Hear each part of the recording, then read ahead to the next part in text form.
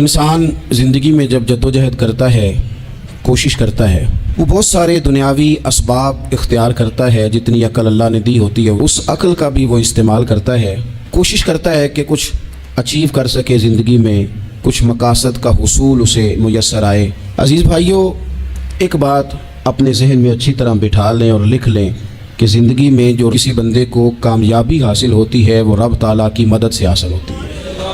اگر رب تعالیٰ مددگار ہو تو پھر کوئی چیز بھی رستے میں رکاوٹ نہیں بنتی، اور اگر مالک کریم کو منظور نہ ہو تو انسان بہترین سیاستدان ہو، اچھا ایڈمنسٹریٹر ہو، اس کا ذہن بڑی وسعت رکھتا ہو، بڑی اچھی پلاننگ کرنا جانتا ہو، سارا کچھ ہو، تو بندہ ناکام ہو جاتا ہے۔ مسلمانوں کو جتنی کامیابیاں ملی ان کا پس منظر صرف اتنا تھا کہ اللہ تبارک و تعالیٰ نے اپنے بندوں کی مدد فرمائی، اور اب تعالیٰ نے قرآن مجید میں اس حقیقت کا بیان کیا، فرمایا بل اللہ مولاکم، فرمایا بلکہ اللہ تمہارا مولا ہے، وہو خیر الناصرین، اور وہ بہترین مددگار ہے۔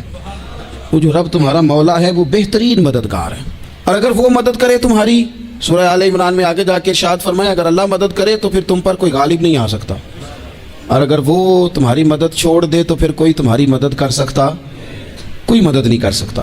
بدر کی جنگ بھی اور فتح مکہ بھی رمضان مبارک میں ہوا ہے۔ میں دونوں پر غور کر رہا تھا تو ایک نیا مضمون میرے ذہن میں آنے لگا۔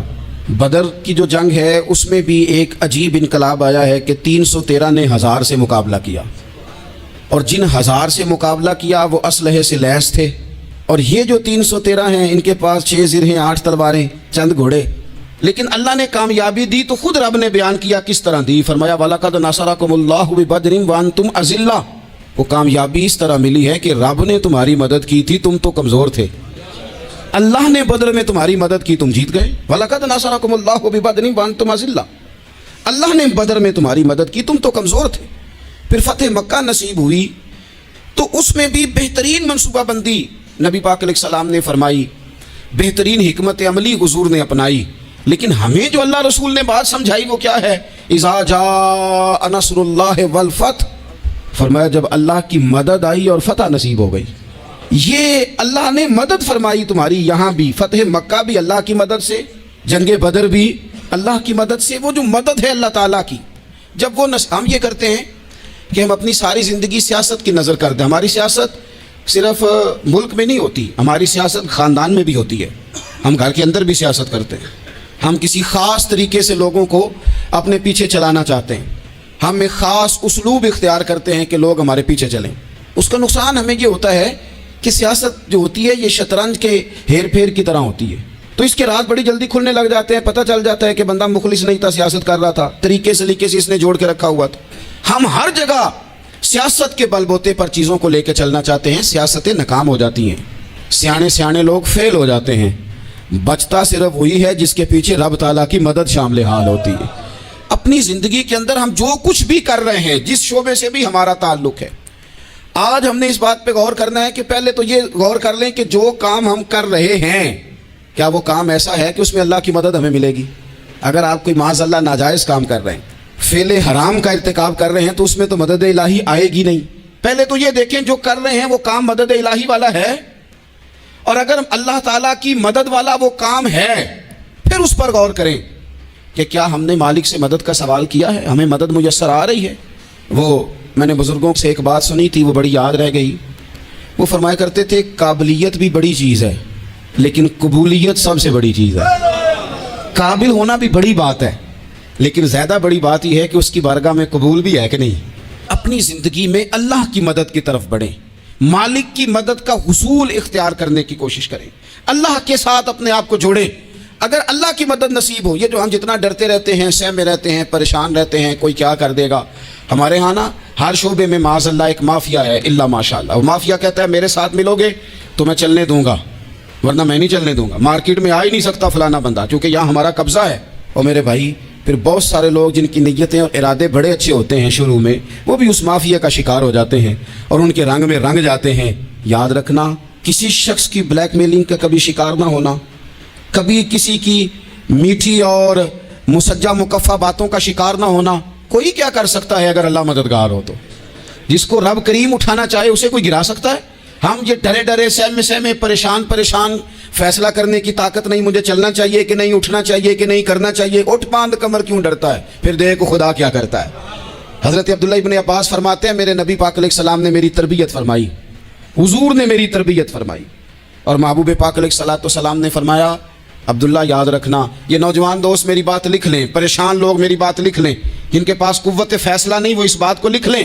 حضرت عبداللہ ابن عباس فرماتے ہیں میرے نبی پاک علیہ السلام نے مجھ سے فرمایا تھا عبداللہ سن، اگر ساری دنیا مل کے تیرا کوئی نفع کرنا چاہے کر نہیں سکتی جب تک میرے رب کی رضا نہ ہو، اور فرمایا ساری دنیا مل کے تیرا کچھ بگاڑنا چاہے تو عبداللہ بگاڑ نہیں سکتی جب تک رب کریم کی حکمت کا تقاضا نہ ہو۔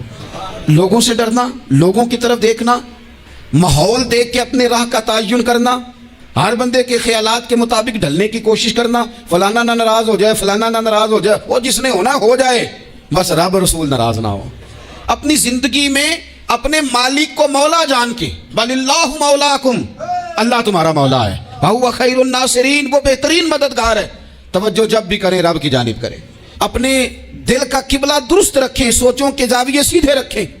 میرے بھائی مالک جب بندوبست کر دے نا، جب مالک بندوبست کر دے پھر ایسا بندوبست کرتا ہے کہ لوگوں کے پاس نا چارہ نہیں رہتا۔ حضرت مریم رضی اللہ تعالی عنہا پاک باز تھیں، مسجد میں رہی تھیں، پر مالک کی حکمت کے تقاضے بڑے عجیب ہے نا۔ پھر جناب مریم کو اللہ تعالیٰ نے بغیر شوہر کی اولاد عطا کر دی۔ یہ بات ہی ایسی تھی، وہ کسی نے کہا تھا کہ مخلوق تو فنکار ہے اس درجہ کے پل بھر میں، سنگے در کعبہ سے بھی اصنام تراشے، تم کون ہو کیا چیز ہے داغ کبابی، لوگوں نے تو مریم پہ بھی الزام تراشے۔ تو لوگوں نے کہا کدھر سے لے آئی بچہ، تیرا باپ تو ایسا نہیں تھا، کہاں سے لے آئی؟ اللہ کرے میں آپ کو سمجھا سکوں، ذرا اپنے آپ کو وہاں کھڑا کریں کہ ایک پاک باز عورت، پاک باپ کی بیٹی، طیب ماں کی بیٹی، اور اللہ کے گھر میں پرورش پانے والی خاتون، ایک وہ وقت اور ایک یہ وقت کہ اس عورت کو کٹہرے میں کھڑا کر کے پوچھا جا رہا ہے کہ معاذ اللہ تیری گود میں بچہ جائز نہیں ہے، کہاں سے لائی ہے؟ اب خود سے صفائیاں بندہ کتنی کو دے، کتنی کو وضاحتیں کرے۔ اور میں نے تو اپنی زندگی میں دیکھا ہے زیادہ وضاحت دینے والے کو بھی لوگ جھوٹا سمجھنے لگ جاتے ہیں، زیادہ وضاحت دینے پر بھی لوگ کمزوری کا اظہار سمجھتے ہیں کہ کمزور پڑ گئے۔ آپ صلح کی کوشش کرتے ہیں، سامنے والا بزدل سمجھ لیتا ہے، زیادہ وضاحتیں بھی کمزور کر دیتی ہیں۔ اب حضرت مریم کو کٹہرے میں کھڑا کر کے کہا بچہ کس کا ہے؟ تو پھر خدا بندوبست جب کرے، اللہ جب مددگار ہو، تو پھر حضرت مریم کی گواہی درختوں سے نہیں دلوائی، اس نے پتوں سے نہیں دلوائی، پھر فرشتے نہیں بھیجے۔ حضرت مریم کہنے لگی مجھ سے نہ پوچھو، وہ جو پنگھوڑے میں ہے اسی سے پوچھ لو، ان سے پوچھو نا، وہ کون ہے پوچھ لو، ان سے کر لو سوال۔ انہوں نے کہا پنگھوڑے میں چند دنوں کا بچہ، یہ جواب دے گا؟ مددگار تھا رب، ان کی برات کا اعلان کرنا تھا مالک نے، اور جب مالک اعلان کر دے، جب مالک تیری صفائی دینا چاہے، جب مالک تجھے دنیا کے سامنے نکھارنا چاہے، تو پنگھوڑے میں لیٹے حضرت عیسیٰ بول کے کہنے لگے انی عبداللہ آتانی الکتاب، فرمایا میں اللہ کا بندہ ہوں، رب نے مجھے کتاب عطا کر کے نبی بنا کے دنیا میں بھیجا ہے، میں اللہ کا بندہ ہوں، کتاب لے کے آیا ہوں، نبی بن کے آیا ہوں۔ پھر پنگھوڑے سے اعلان ہو گیا، پھر بچہ بول پڑا۔ اور یہ ایک دفعہ نہیں بات ہوئی، یہ بنی اسرائیل میں ایک جریج نام کے شخص بھی تھے جو نماز پڑھ رہے تھے، بعض نے لکھا ہے نفل نماز تھی، اماں نے پکارا تو آئے نہیں، تو ماں کے منہ سے نکل گیا تو اتنی دیر تک مرے گا نہیں جب تک کسی بے حیا عورت کا منہ نہ دیکھ لے۔ تو وہ عبادت گزار تھے، لیکن لوگوں نے ان کی عبادت، ریاضت، پرہیزگاری کو نہیں دیکھا، بس ایک عورت کو بھیج کے الزام لگوا دیا۔ وہ عورت آیا جایا کرتی تھی، اب آ جاتی ہیں عورتیں، مسئلہ پوچھنے کی نیت سے بھی آ جاتی ہیں۔ ماحول میں کچھ جگہ ایسی بھی ہیں جہاں عورتیں دم کرانے کے بہانے آ جاتی ہیں۔ وہ خاتون آتی جاتی تھی اس خانقاہ پہ، آستانے پہ، یہ بخاری میں موجود ہے۔ پھر اس نے کہا میری گود میں جو بچہ ہے یہ انہی کا ہے، مجھے بتائیں کیسے بندہ وضاحت دے۔ حالات خراب ہو گئے، لوگ کٹیا جلانے لگے، ماحول اور طرح کا بن گیا۔ میرے نبی پاک علیہ الصلوۃ والسلام فرماتے ہیں پھر اس رب کے بندے نے کہا مالک تو کریم ہے، تیری مشیت کا تقاضا آیا جو میری ماں نے جملے بولے تھے، پر اب میں وضاحت دینے کے قابل نہیں رہا، اب تو ہی کرم کرے گا تو دروازہ کھلے گا۔ تو وہ چند دنوں کا بچہ پنگھوڑے میں بول کے کہنے لگا میں اس درویش کا نہیں، میں تو فلانے چرواہے کا بچہ ہوں، وہ جو بکریاں چراتا ہے۔ رب کی مدد کو پکاریں، اپنے ساتھ اپنے مالک کی مدد کو شامل کریں، تھوڑے رزق پر بھی گزارا اچھا ہونے لگ جائے گا۔ سارے لوگ آپ کو گرانے کی تدبیریں کر رہے ہوں گے اور مالک آپ کو عزتیں عطا فرما دے گا. اس کی بارگاہ سے حکمت کا تقاضا اور ہو جائے گا. ہم نے ساری زندگی لوگوں کو راضی کرنے میں گزار دی. ساری زندگی بڑھاپا آ گیا بچوں کو پالتے, اور بچوں نے آخری عمر میں کہہ دیا ابا اگر کوئی ڈھب کا کام کر لیتے تو آج ہمارے دن بھی پھر نہ جاتے. ساری زندگی گزار دی بہن بھائیوں کو راضی کرنے میں, ساری زندگی گزار دی ذمہ داریاں اٹھانے میں. ان کو 99 دفعہ دیا, ایک دفعہ نہیں دیا تو انہوں نے کہہ دیا تو نے تو کبھی دیا ہی نہیں, تو تھا ہی نہیں. ساری زندگی محلے داروں علاقے والوں کو راضی کرنے میں گزار دی.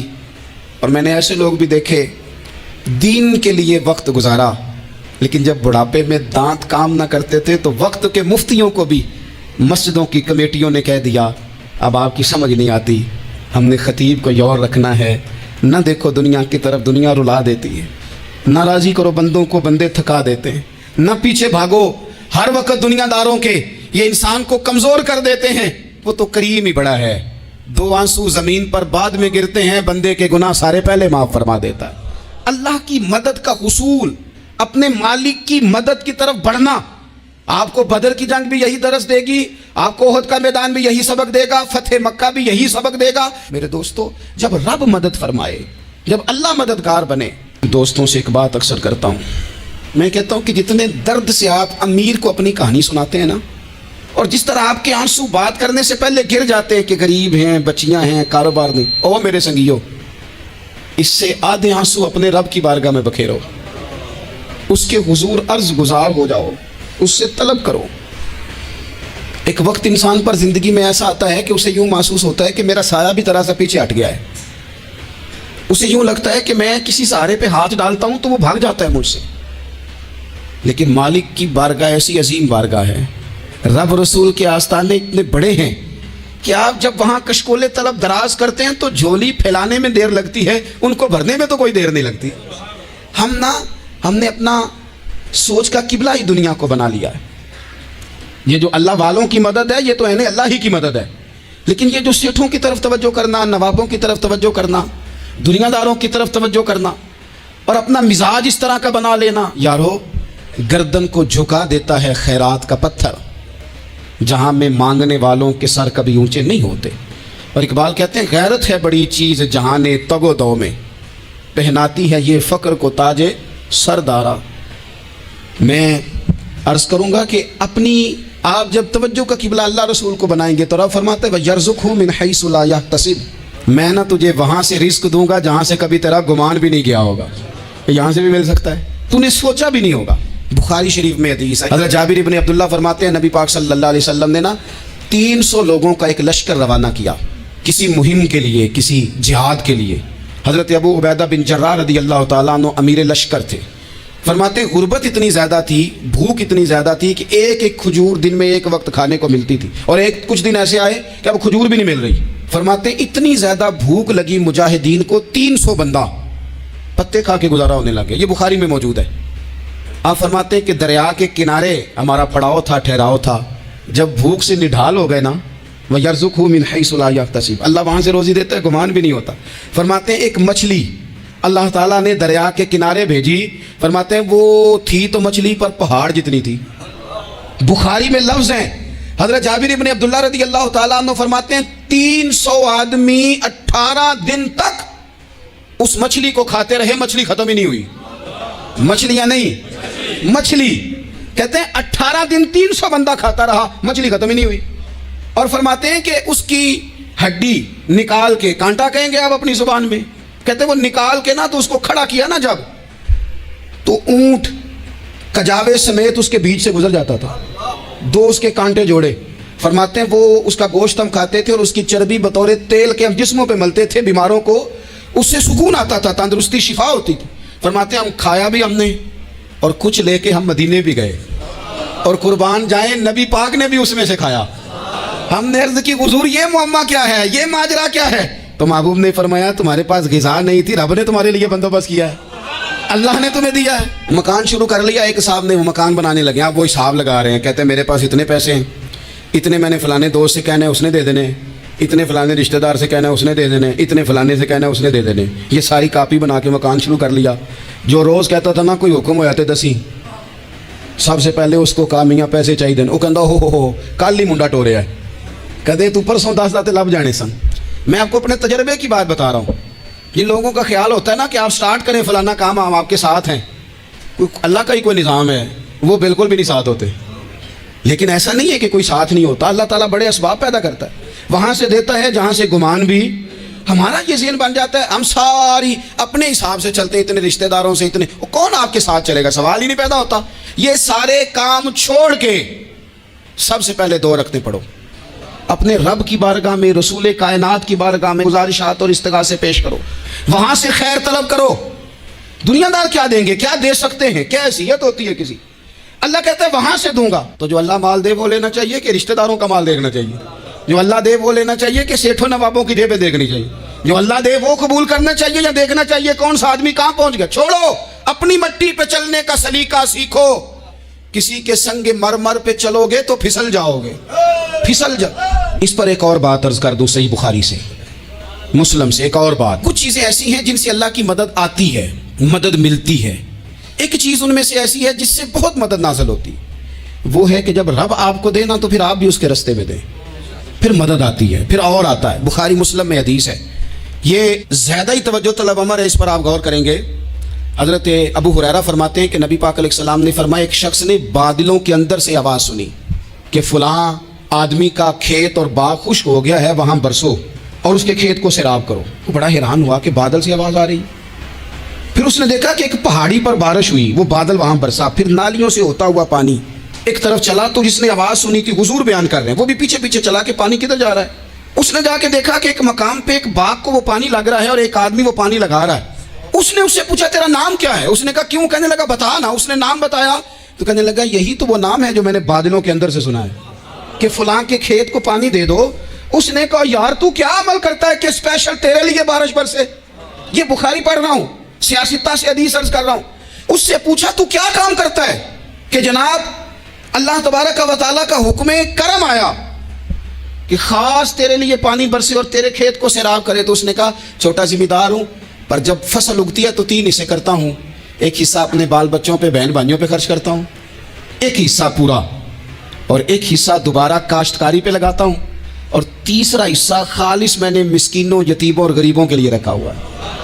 وہ جو تیسرا حصہ, اللہ کرے آپ سمجھے, وہ رب کے بندوں پہ تیسرا حصہ خرچ کرتا ہے نا, تو کریم مالک نے فرمایا جہاں سے غریب کا حصہ جاتا ہے وہ کھیت خشک نہیں رہنا چاہیے. وہ جہاں سے مسکین روٹی کھاتے ہیں وہ خشک نہ رہے. جہاں سے یتیموں کو کچھ آتا ہے کہیں اس کی فصل رہ نہ جائے. میں اور آپ بھی اگر اپنے مال میں مسکینوں, یتیموں, غریبوں کے حصے رکھ لیں گے تو فصلیں خشک نہیں رہیں گی. ان کے اندر تازگی آئے گی, نور آئے گا, کرم آئے, خاص کر خدا کی رحمت برسے گی.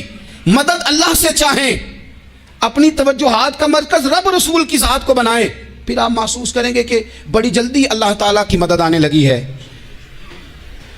کبھی آپ صرف کہہ دیں نا میرا رب میرے ساتھ ہے, اس لفظ میں اتنی طاقت ہے کہ دشمن ویسے زہر ہو جاتا ہے. زندگی میں کسی سے بھی لڑائی ہو تو اچھی طرح سوچ لیں کہ اللہ اس طرف ہے یا اس طرف ہے.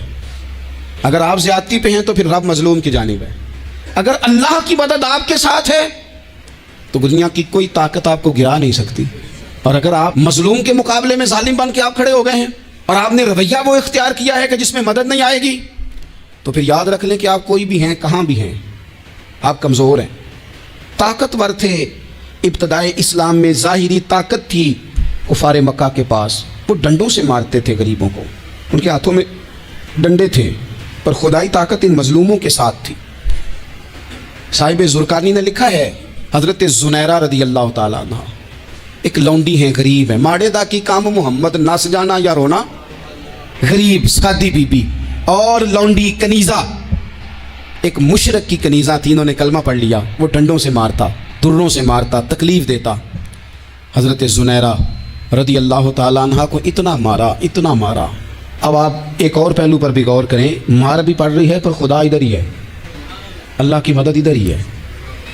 رب کہتا ہے کہ پہلے تو صبر کرنا, ان اللہ مع الصابرین, تو صبر کرے گا تو پھر رب کی معیت ملے گی. ذرا ٹھہرنا, تو تھوڑا ڈٹنا. ان الذین قالوا ربنا اللہ ثم استقاموا تتنزل علیہم الملائکہ, تو کہے اللہ میرا رب ہے, پھر تو پہلے ڈٹ, पहले तूने डटना है। सुम्मस्तकामू, जो डट गया, ततनज़्ज़लु अलैहिमुल मलाइका, डटने वाले के लिए मदद आती। पहले थोड़ा ठहरना पड़ता है, पहले थोड़ा सब्र करना पड़ता है, हौसला करना पड़ता, उसके बाद मदद आती। मार पड़ रही है, मारा जा रहा है हज़रत ज़ुनैरा को, उनका मालिक जो है ज़ाहिरी आका वो मार रहा है, ये कनीज़ा है, इतना मारा, उनकी बिनाई चली गई, नजर आना बंद हो गया। अबू जहल आया और कहने लगा, ज़ुनैरा देखा ना हमारे बुत तेरी आंखें ले गए, माज़अल्लाह, लातो मनात हमारे बुतों ने तुझे अंधा कर दिया। अब ऐसा नहीं है कि बीबी रोती जा रही है, मायूसी, माज़अल्लाह, परेशानी, गरीबी बड़ी है, पूछने वाला कोई नहीं, ये बातें नहीं। क्या जुमले हैं खातून के, क्या लफ्ज हैं। अबू जाल ने तंजिया कहा, माज़अल्लाह, कहने लगा देखा ना हमारे बुतों ने तुझे अंधा कर दिया। तो जनाब ज़ुनैरा आंखों की बिनाई गई है, रात को गई है, दुख अभी ताज़ा है, लेकिन अल्लाह पे जो तवक्कुल है, अपने मालिक से जो रिश्ता है वो इतना मजबूत है, इतना ताकतवर है, उसमें इतनी गहराई है कि हजरत ज़ुनैरा बोल के ना इतनी कुव्वत से बोली, इतनी ताकत से बोली कि पूरे कुफर पर लर्जा तारी हो गया। फरमाने लगी, तुम्हारे पुतों की क्या औकात है कि वो मेरी बिनाई ले जाएं। ये मेरी रब की हिकमत का तकाजा है। जब तक उसने चाहा ज़ुनैरा देखती रही, और जब उसने चाहा ज़ुनैरा की आंखों की बिनाई चली गई, और अगर वो चाहेगा ना तो बिनाई वापस भी कर देगा। अगर हो ज़ौक़े यकीन पैदा तो कट जाती हैं जंजीरें, अगर वो चाहेगा तो बिनाई आ भी जाएगी। हजरत ज़ुनैरा ने रात को ये लफ्ज कहे, अबू जाल और सारे कुफ्फार डर के सुन के चले गए। आप इत्मीनान से आके बिस्तर पे सोई। जब सवेरे उठी तो अल्लाह ने आंखों की रोशनी वापस कर दी थी। आंखों की अब छड़ी पकड़ी है, बाजारों में घूमती है, कहती हैं बुलाओ किधर है तुम्हारे नातो मनात, देखो मेरे रब ने रोशनी वापस कर दी। आकर मेरे साथ इधर आ, सितमगर हुनर आजमाए, तू तीर आजमा हम जिगर आजमाए। बीमार लोगों याद रखो, कह दिया डॉक्टर ने कि तू बड़ा बीमार है, तू बड़ा कमजोर है, ये हो गया वो हो गया, तो डॉक्टर अपने इल्म के मुताबिक बात कर रहा है, होगा तो वो जो मेरा रब चाहेगा। कमजोर हो जाना, परेशान हो जाना, तकलीफ में आ जाना, पता नहीं बात हो गई है तो जाने क्या हो जाएगा। अपनी जिंदगी के अंदर अपने रब से रिश्ता मजबूत करें, रसूल कायनात से रिश्ता मजबूत करें, अल्लाह वालों से रिश्ता मजबूत करें। हजरत ज़ुनैरा ने पैगाम दिया कि जिंदगी में जो जीना चाहते हैं तो वो रब का नाम लेके जी सकते हैं। जो अपनी जिंदगी में खुशियां देखना चाहते हैं तो रसूलुल्लाह के नाम पर खुशियां देखी जा सकती हैं। तवक्कुल की बुनियाद पर बंदा खुशियां ले सकता है। और अगर इंसान में तवक्कुल नहीं है तो फिर वो इस काले जादू से भी डर रहा है, वो नीले से भी डर रहा है, वो पीले से भी डर रहा है, वो फलाने से भी डर रहा है, वो मेरे खिलाफ फलाना रिश्तेदार साजिश कर रहा है तो डर रहा है, फलाना मेरे बारे में ये कर रहा है तो डर रहा है, वो पता नहीं दुनिया इधर हो जाएगी तो क्या हो जाएगा, उठ बांध कमर क्यों डरता है, फिर देख खुदा क्या करता है। तो इस सारी गुफ्तगू का निचोड़ आपको ये अर्ज़ किया है। सबसे पहले तो ये कि मैदानों में मदद भी अल्लाह की, रिस्क में मदद भी अल्लाह की, फसलें खुश्क हों तो मदद फिर भी अल्लाह करे तो फिर सारी मदद, और अगर इंसान बीमार हो तो फिर भी मदद अल्लाह की। तो अपने अल्लाह की जानिब तवज्जो को बढ़ाएं, आप अल्लाह से मदद के सवाली बने। तिरमिज़ी की एक हदीस है, मैं आपको ज़िंदगी का तजर्बा बताता हूँ कि जब मैं बड़ा परेशान होता हूँ तो ये वाली रवायत खोल लेता हूँ, मज़ा देती है। मेरे नबी पाक अलैहिस्सलाम ने फरमाया, अपने दुख सेठों नवाबों को ना कहना, मालदारों का ना कहना, वरना अल्लाह तुम्हें कभी गनी नहीं करेगा। फरमाया अपने दुख अपने रब की बारगाह में अर्ज़ करना, जल्दी करे या देर से करे अल्लाह तुम्हें लोगों से बेनियाज कर देगा, अल्लाह तुम्हें गनी कर देगा। रात को बैठो ना उसकी बारगाह, उसे दुखड़े सुनाओ, छोटी छोटी बातें। हुजूर ने फरमाया नमक भी मांगो तो रब से मांगो, छोटी छोटी बात से शुरू करो ना। जब बंदा शुरू करता है ना छोटी छोटी चीज़ें तो बड़ी सारी चीज़ें ये इस तरह होता है जैसे बंदा रब से गुफ्तगू कर रहा है, मालिक मुझे ये चाहिए, मालिक मैं यहाँ कमज़ोर हूँ, अल्लाह मैं यहाँ परेशान हूँ। आप ये करके तो देखें, लंबी लंबी दुआएं मांग के तो देखें, उसके हुजूर जुड़ के तो देखें, आप देखेंगे राहत कितनी है, सुकून कितना है।